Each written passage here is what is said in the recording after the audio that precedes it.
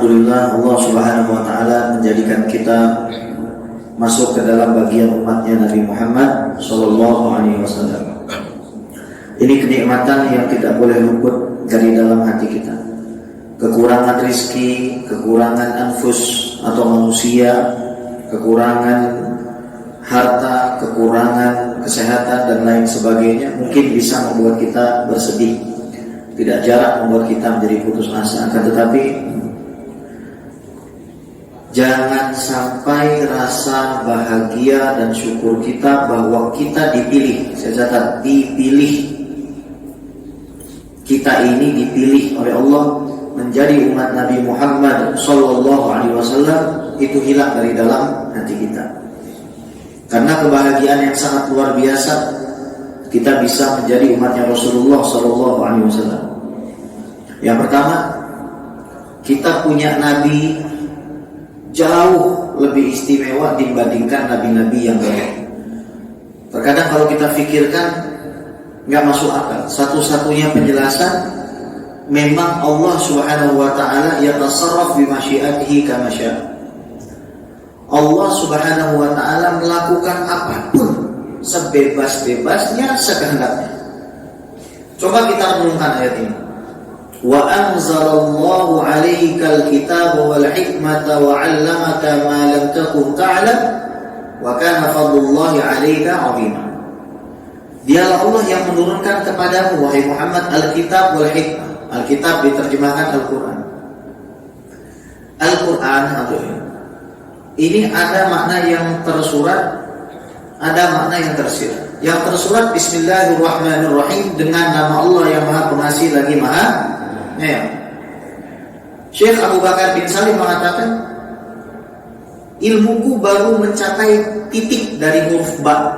Ilmuku tentang Al-Quran, makna tersirat yang ada di dalam Al-Quran itu baru titik daripada huruf ba-nya itu. Yang mana sampai sekarang para ulama berdebat maksud alif lam mim, itu baru 3 huruf. Kita jangan menganggap Al-Quran ini aksara semata-mata Allah berbicara bahasa Arab. Tidak gitu.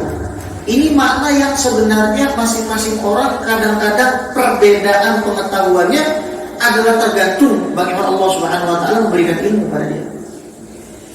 Sekarang kita lihat ayat dalam surat An-Nisa 113 itu mengatakan wa 'allamaka ma lam takun ta'lam. Allah ajarkan kepada Muhammad apa yang kamu tadinya tidak tahu. Kita bandingkan dengan surat Al-Baqarah di mana Allah berfirman kepada kita, wa 'allama Adam al-asma'a kullaha thumma 'aradahum 'alal malaikah. Adam diajarkan semua nama sehingga malaikat menjadi bersujud kepada Nabi Adam. Pertanyaan saya, lebih tinggi mana? Ilmunya Nabi Muhammad atau Nabi Adam? Ini gak usah antum jawab.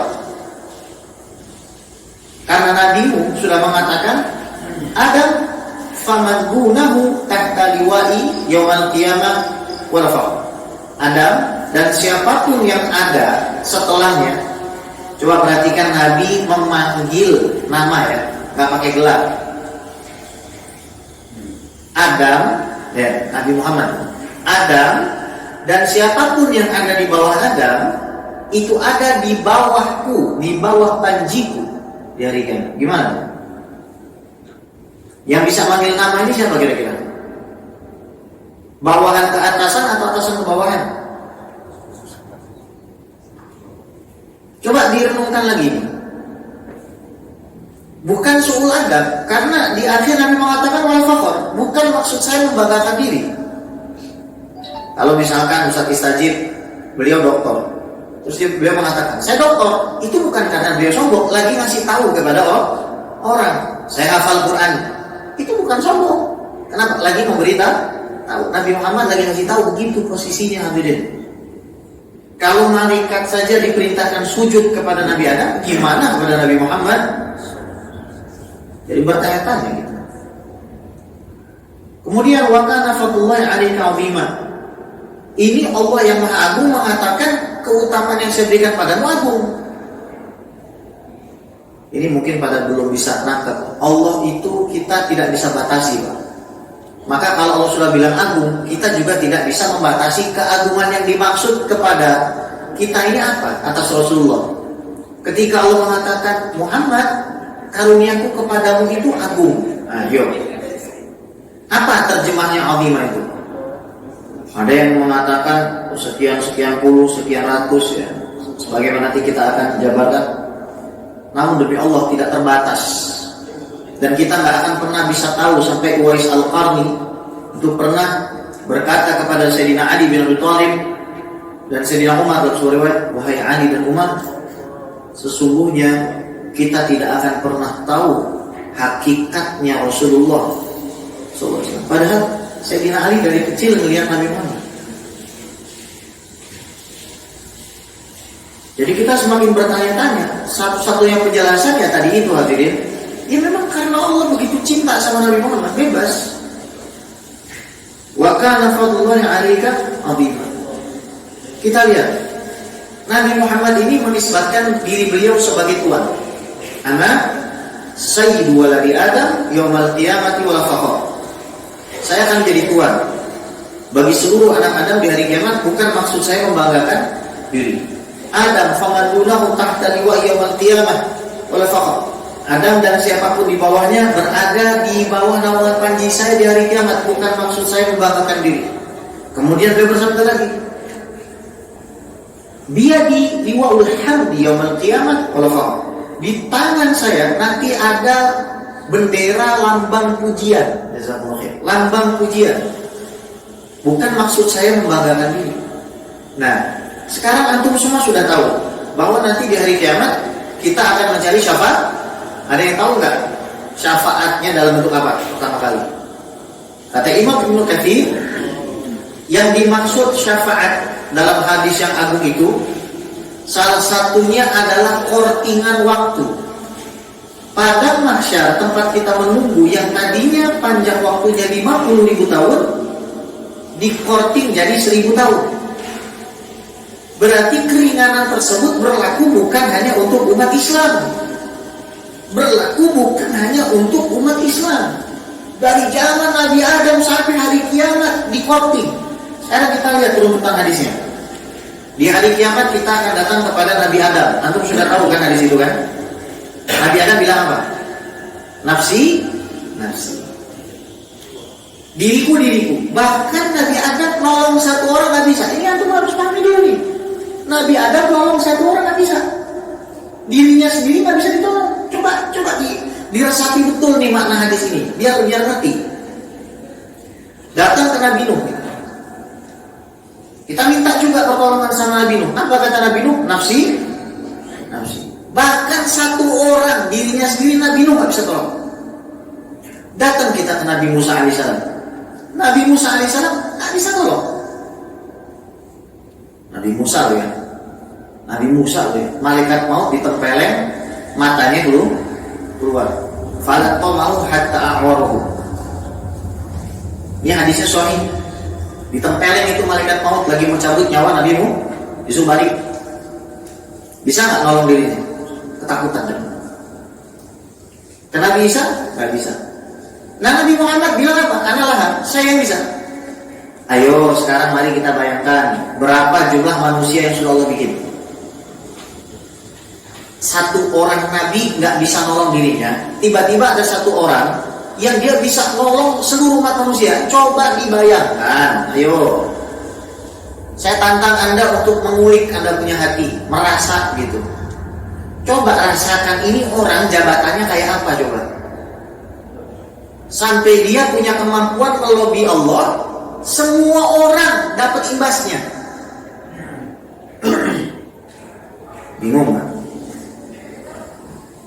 Kita terlahir sebagai umat orang ini, bukan cuma sebagai umat dakwah, tapi kita umat ijabah, kita umat yang sudah mengakui kepada beliau, kita yang sudah beriman kepada beliau. Untuk itulah kita sholat, untuk itulah kita puasa, kita zakat, kita zikir, kita berdoa. Itu karena siapa? Orang ini, manusia ini. Ya Allah, begitu besar karuniamu pada Nabi Muhammad. Ada yang bertanya-tanya, kenapa banyak sahabat yang tidak menamakan dirinya Muhammad? Coba sahabat namakan anaknya Muhammad, Mana? Atau anaknya sahabat? Itu sangat sedikit sekali. Anda tahu nggak rahasianya? Karena mereka takut tidak bisa membawa nama itu. Ketika nama Muhammad itu sudah mulai masuk ke daerah Maroko, maka orang di Maroko setiap ada nama Muhammad, mereka sematkan di depannya kalimat atau kata Sayyidi. Kalimat itu bentuk singular dari bahasa Arab yang artinya kata. Kalimat artinya satu kata. Kalau kalimat itu banyak kata, lebih daripada tiga atau lebih. Ya. Sidi Muhammad artinya Sayyidi Muhammad. Kalau perempuan Siti. Siti itu adalah singkatan dari Sayyidati, permaisuriku, tuan putriku dan lain sebagainya. Ketika ke Turki, maka orang Turki karena beradab kepada nama Nabi Muhammad, dia tidak pernah menamakan anaknya dengan nama Muhammad saja. Maka ada Muhammad Afandi, ada namanya Muhammad Irfan, ada namanya Muhammad Hashim. Itu ta'adduban. Dan para ulama itu, Pak, kalau mereka punya anak namanya Muhammad, maka mereka tidak berani untuk mencubitnya, tidak berani untuk memukulnya, tidak berani untuk membentak dan menghardiknya. Kenapa? Karena diberikan nama Rasulullah. Ini bagi orang-orang yang mengerti bahwa dia sedang bermuamalah dengan manusia yang punya nisbat meskipun itu hanya nama, kepada Nabi Muhammad Shallallahu Alaihi Wasallam. Jadi saya berpikir, ya Allah, begitu Engkau muliakan kami, meskipun kami ini begitu banyak maksiat kepada-Mu, sholat kami tidak khusyuk kepada-Mu, sedekah kami tidak ikhlas untuk-Mu, zakat sering kami tidak tunaikan, maksiat kami jalankan, tapi Engkau masih menakdirkan kami menjadi umatnya Nabi Muhammad. Berarti Engkau masih mencintai kami, ya Allah. Seandainya Allah gak cinta sama kita ini sudah gak diterima dari umatnya Rasulullah Sallallahu Alaihi Wasallam. Cintanya Nabi kepada kita. Inna likulli nabiyyin da'watun mustajabah. Setiap Nabi itu punya satu doa yang pasti dikabul. Nabi Adam ketika bertobat kabul. Nabi Nuh digunakan untuk menenggelamkan kaumnya. Nabi Lut digunakan untuk mengadab. Semua Nabi rata-rata begitu, Pak. Dipakainya untuk apa? Untuk menyelesaikan urusan. Kecuali Rasulullah. Jadi gini, Pak, para sahabat Nabi itu tersiksa. Ada yang ditombak, ada yang dibunuh, macam-macam. Mereka ngadu sama Rasulullah. Ya Rasulullah, alaisa laka da'watun mustajabah. Bukankah engkau punya satu doa yang mustajab? Kenapa tidak kau gunakan untuk hanguskan orang-orang kafir Quraisy? Kata Nabi apa? Ini doa akan kugunakan untuk menyelamatkan seluruh umatku dari kiamat. Kita belum lahir. Nah, kita ini belum lahir. Dipikirin sama orang yang sudah lahir. Ibu dan ayah kita hanya memikirkan pada saat kita sudah lahir. Atau paling tidak pada saat di dalam kandungan. Sementara kita belum berwujud darah saja, Nabi sudah mikirin kita. Non-Muslim aja dipikirin sama Rasulullah. Non-Muslim dipikirin sama Nabi Muhammad SAW. Jadi kalau ada acara maulid Nabi gitu ya, kita tuh harus semangat, harus hadir di situ, menghadirkan kita punya hati, punya kalbu. Coba kita tadabburi syair ini. Idza kana hadza kafiran jaa dhammuhu wa tabbat yadahu fil jahim mukhallada ata annahu fi yawmin isnaini daima yukhaffafu anhu lisururi bi ahmada fama dhannu bil abdi alladhi tula umrihi bi ahmada masuran wa mata muwahidan. Apabila orang yang namanya Abu Lahab divonis kafir masuk neraka jahanam, ternyata diriwayatkan oleh Imam Bukhari setiap hari Senin diringankan karena dia bahagia dengan kelahiran Nabi Muhammad. Maka bagaimana perasaan kamu kepada hamba Allah yang beriman dari awal lahir sampai akhirnya dan bahagia dengan Ahmad Muhammad? Apabila Abu Lahab mendapatkan satu momen kebahagiaan terhadap kelahiran Nabi Muhammad, sementara Allah camkan bahwa dia pasti mati masuk neraka dan matinya memang kafir, ternyata dia diberikan keringanan, ya musuh min nukratik. Ya bahasanya bisa begini. Orang di neraka kalau nggak bisa minum, dia bisa minum Pak. Begini, cuma one moment aja. Bagaimana kalau ada orang yang beriman dari lahir beriman, tiap hari dia senang. Antum sholawat, senang kepada kelahiran Nabi Muhammad. Antum sholat 5 waktu, senang karena antum diberikan Nabi Muhammad. Antum sedekah untuk merayakan kelahiran Nabi Muhammad. Merayakan kelahiran Nabi ini tidak cuma 12 Rabiul Awal, cuma itu adalah momentum. Kalau kita baca sejarah, yang pertama kali merayakan Maulid itu bukan Syiah.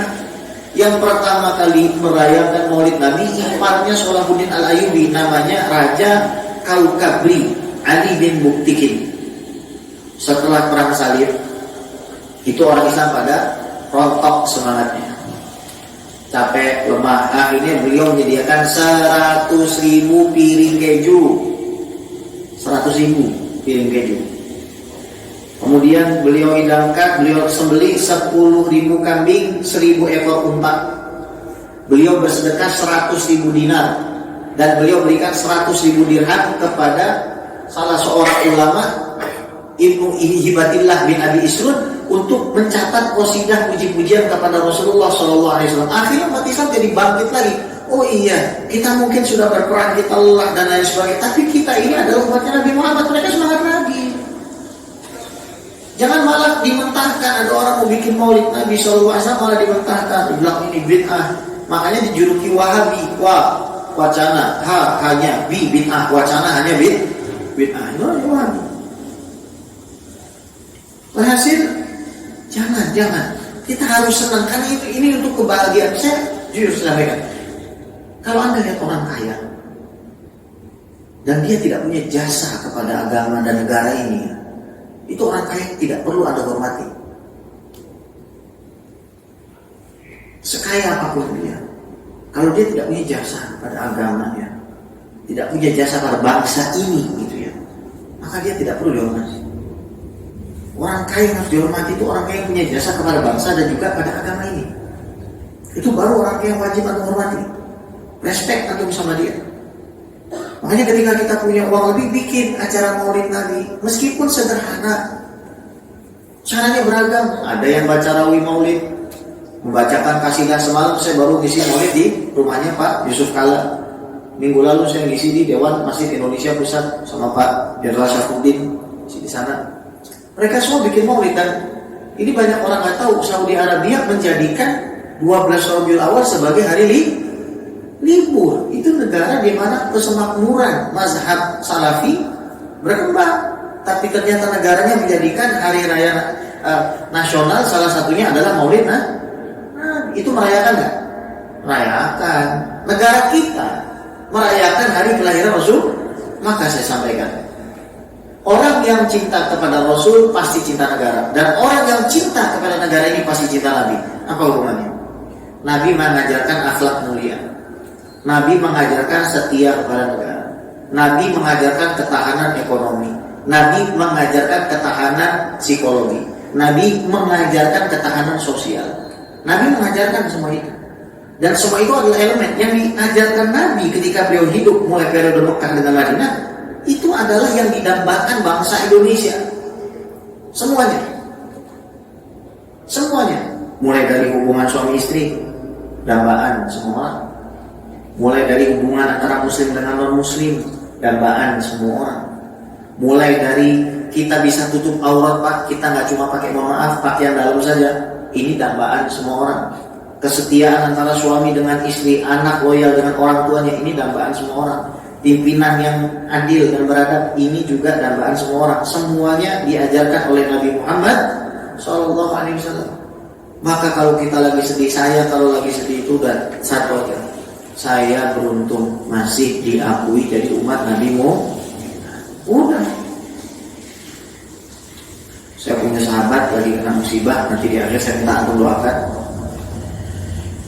Anak beliau ini kena sakit dari umur 17 sekarang umur 20. Sakit yang belum ketemu obatnya, sampai nggak bisa jalan, sampai baal dari sini ke bawah.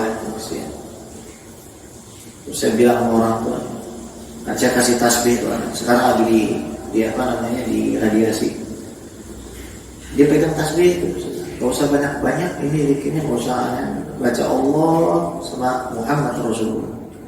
Kalau Allahnya antum sudah capek, baca Muhammad Rasulullah. Kok gak pernah lepas tasbih? Saya bilang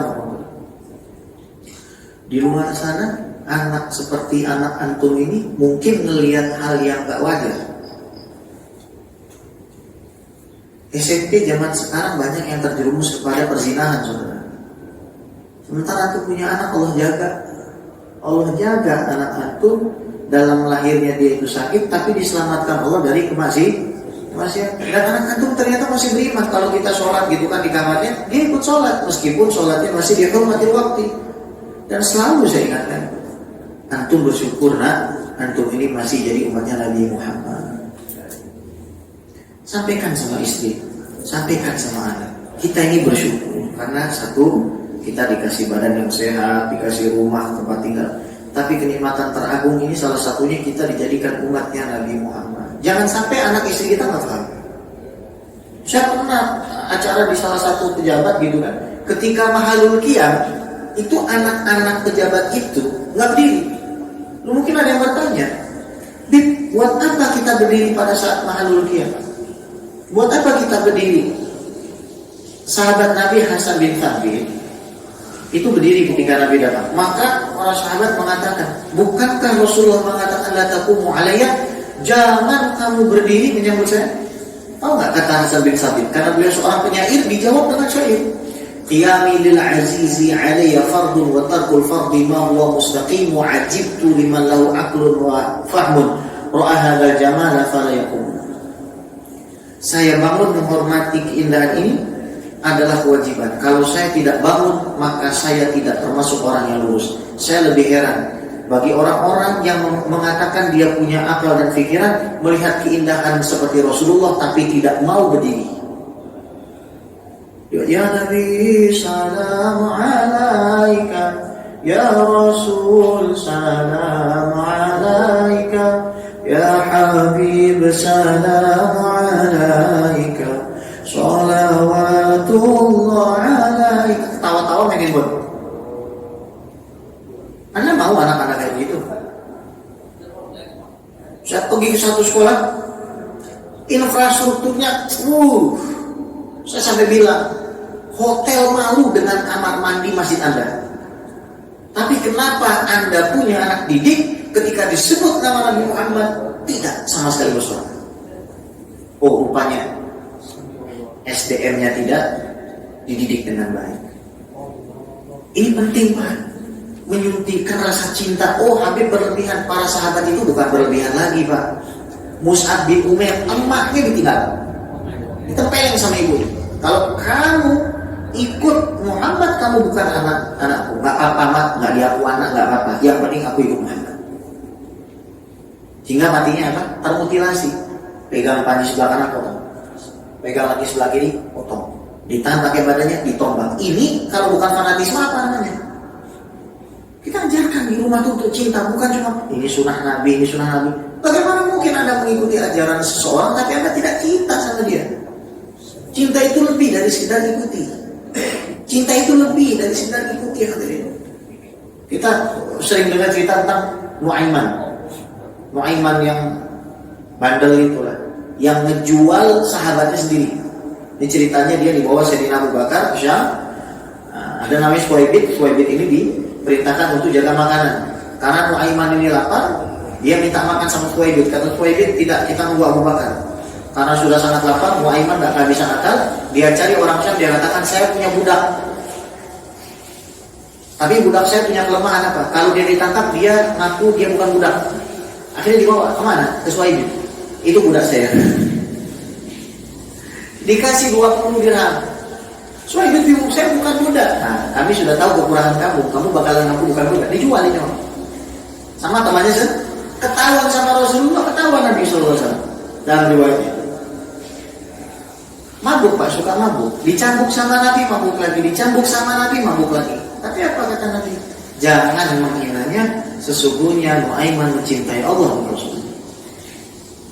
Dia hanya tidak mampu untuk menawan dan melawan hawa nafsunya dia. Cuma dia cinta pada Rasulullah. Dan cinta ini adalah anugerah. Ada orang punya rumah sakit 8. Saya ajak maulid. Saya berikan terjemahnya Ustaz Salim. Saya berikan terjemahnya, kemudian saya kasih dia. Kita maulid baca situ turun itu. Dia baca sampai habis, dia nangis. Terus dia bilang, Habib, mengapa masih ada orang yang menolak keindahan seperti ini? Ini semua begitu bagus, begitu indah rangkaiannya. Bagaimana Nabi dijelaskan dari mulai kelahirannya, keistimewaannya, ibunya, bapaknya, bagaimana kejujurannya, bagaimana keindahan fisiknya, bagaimana tutur kata bicaranya, bagaimana akhlak mulianya, begitu indah ini syahid. Kenapa masih ada orang menolak ini, saudara? Kalau kita tidak mau, nggak apa-apa. Misalkan ada orang, saya nggak mau ikut maulid, nggak apa-apa. Tapi jangan sampai membid'ahkan. Karena itu sama saja kita menuduh orang yang berkumpul senang karena Rasulullah sebagai ahli neraka. Habib. Tapi ada orang datang ke maulid itu cuma mau makan. Karena kadang di maulid Nabi makannya kebuli, kambing enak. Apa salahnya? Apa salahnya kalau orang datang ke majelis gara-gara makan? Apa salahnya? Dia nggak salah. Wong ada yang datang ke masjid pengennya tidur. Nih, depan saya banyak. Depan saya banyak. Tapi lebih baik dia tidur di majelis daripada dia bangun di diskotik. Gak apa-apa dia cari makan di majelis maulid. Bagus dia cari makan di majelis maulid. Bagus, kenapa? Ayo pantri aja, gak apa-apa sini.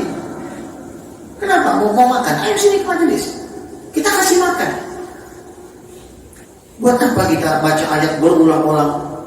Alladzi at'amahu. Apa tuh artinya? Yang ngasih yang memberikan kita katanya. Apa salahnya kalau orang mau? Nggak apa-apa, kamu saya datang majelis maulid bukan untuk ini tapi untuk besek yang ini. Itu aja kamu sudah bahagia berarti dengan kelahiran kan aneh Pak.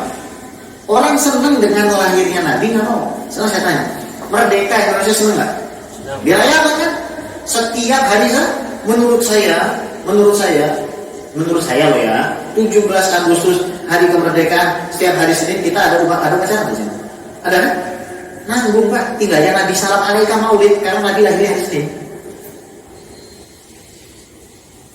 Indonesia, tanah airku, tanah tumpah, nanggung setelah Indonesia. Ya Nabi salam alaika ya Rasul. Itu tambah semangat kerjanya Pak. Dulu saya waktu SD sebelum masuk kelas suruh sholawatan.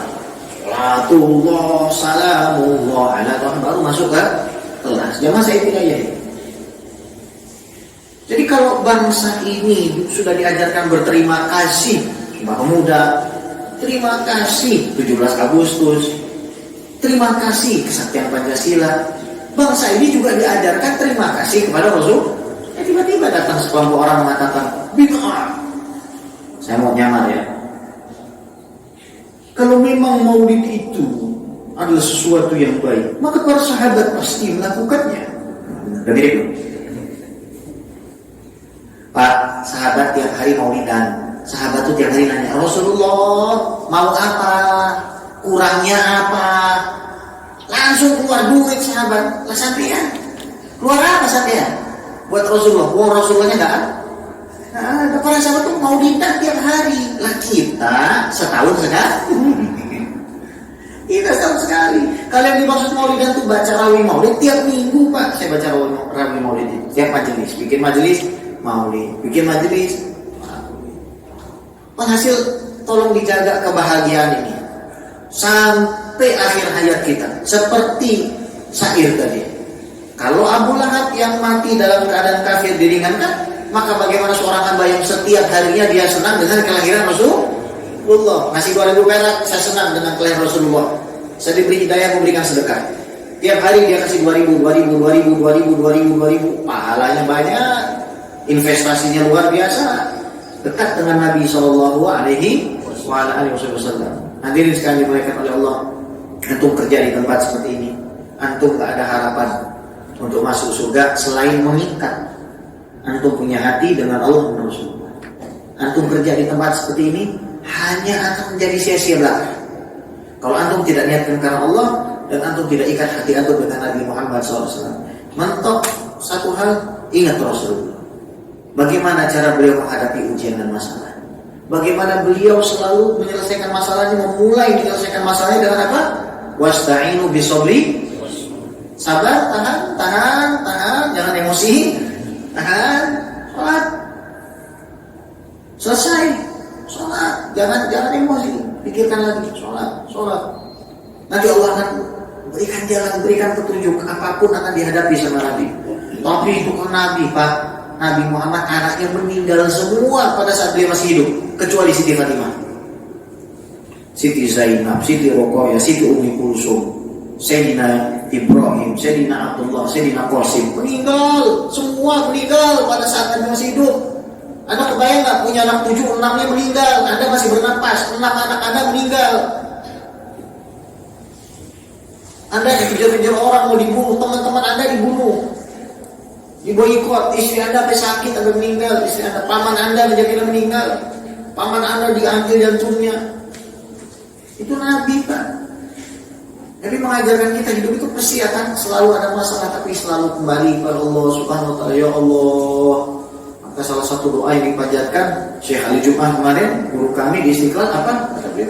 Doanya aja. Ya Allah-nya boleh pakai. Ya Allah, berikanlah kami pemberianmu yang mana membuat heran para penduduk langit atasnya. Anugerahkan kepada kami sebuah pemberian itu atau nggak pakai usaha.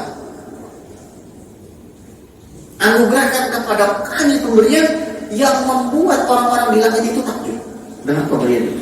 Bisa bentuknya tiba-tiba antum menjadi orang yang tenang, antum menjadi orang yang sabar, rezeki antum diperluas, antum dimudahkan untuk haji dan umroh. Minta kepada Allah, ikat. Dan ketahuilah hadirin, di dalam kantor ini pasti tidak semuanya itu mulus. Akan tetapi orang yang dipenuhi dengan mahabbah kepada Nabi, dia begitu banyak sholawat kepada Nabi, ketemu sama orang yang bahkan gak mau kenal dengan Nabi, ini orang pasti akan dimenangkan sama Allah, pasti akan ditolong oleh Allah Rabbul Alamin. Maka daripada itulah, mari kita sama-sama membaca sholawat khusyuk. Allahumma sholli wa sallim ala sayyidina Muhammadin sahibil busyra salatan tubashiruna biha wa ahlana wa auladana wa jami'a masyayikhina wa mu'allimina wa talabatana wa talibatina min yaumina hadza ila yaumil akhirah. Ya Allah, ya Tuhan kami, pada siang hari ini kami berkumpul di Masjid Ar-Ridha ini karena kami beriman kepada-Mu ya Allah. Ya Allah, kami berkumpul di tempat ini untuk sama-sama kami mengenang perjuangan Nabi Muhammad SAW. Ya Allah, sayangilah Nabi Muhammad SAW. Ya Allah, kabulkanlah hajat-hajat Nabi Muhammad SAW. Ya Allah, senangkanlah hati Nabi Muhammad SAW. Ya Allah, selamatkanlah umat Nabi Muhammad SAW di Palestina.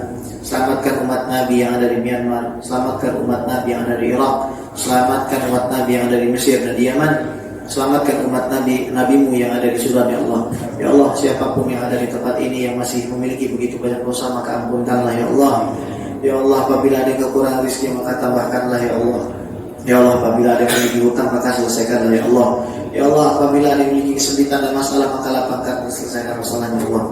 Rabbana atina fid dunya hasanah wa fil akhirati hasanah wa qina adzabannar. Wa sallallahu ala sayyidina Muhammad wa ala alihi washabihi ajma'in. Walhamdulillahirabbil alamin. Terima kasih hadirin. Saya kira sudah tidak perlu ada yang dipertanyakan lagi. Tinggal antum perbanyak sholawat. Saya sarankan sholawat yang ringan adalah sallallahu ala Muhammad. Itu bekal sallallahu ala Muhammad, sallallahu ala Muhammad, sallallahu ala Muhammad, sallallahu ala Muhammad, sallallahu ala Muhammad. Ada dikisahkan seorang anak ketika dia mendapati bapaknya meninggal, muka bapaknya hancur lebam. Kemudian dia mimpi ketemu Nabi, maka Nabi bilang wajah ayahmu sudah berubah jadi indah. Dia bangun wajahnya indah. Di mimpi itu Nabi mengatakan, meskipun orang ini ahli maksiat, dia rajin membaca sholawat. Bapak harus tahu Pak, kenapa sholawat itu diterima? Dua lah.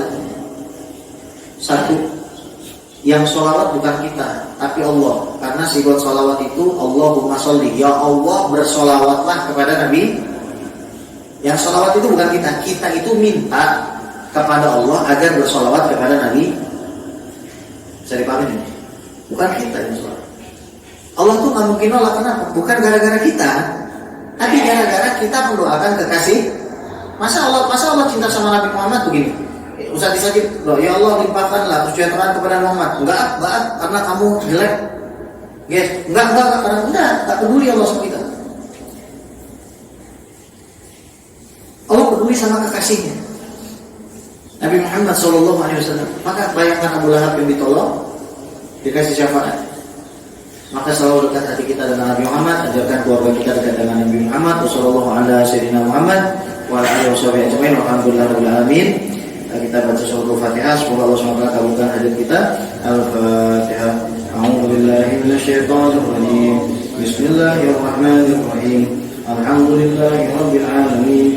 Arrahmanir rahim. Maliki yaumiddin. Iyyaka na'budu wa iyyaka nasta'in. Ihdinas siratal mustaqim. Siratal ladzina an'amta 'alaihim ghairil maghdubi 'alaihim waladdallin. Amin amin ya rabbal alamin. برحمتك يا ارحم الراحمين. اللهم انا نسالك بحق الفاتحه وشفاعه الفاتحه وبركه الفاتحه ان تفتح لنا كل خير وان تدفعنا كل شرور. فرج الهم يا كاشف الغم يا من لعبد يغفر ويرحم يا دافع البلاء يا الله يا دافع البلاء يا رحمن يا دافع البلاء يا رحيم. فلا بلاء من جميع البلاء في الدين والدنيا والاخره. دعواهم فيها سبحانك اللهم وتحية فيها سلام واخر دعواهم الحمد لله رب العالمين. سبحانك اللهم وبحمدك أشهد أن لا إله إلا أنت أستغفرك اللهم وأتوب إليك. السلام عليكم ورحمة الله وبركاته.